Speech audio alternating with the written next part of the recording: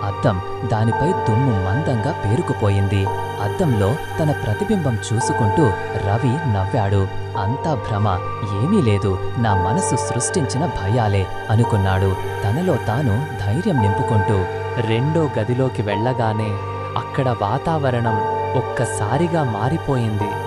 గాలిలో ఒక తెలియని కుళ్ళిన వాసన, చల్లదనం పెరిగింది.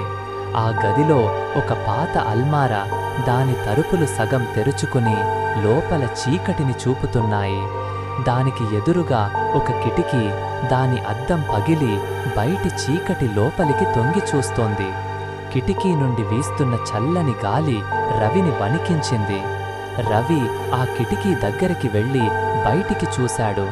అంతా చీకటి, దట్టమైన పొదలు, చంద్రుడి వెన్నెల కూడా వాటిని చీల్చలేకపోయింది. అడవిలో నుండి భయంకరమైన శబ్దాలు వినిపిస్తున్నాయి.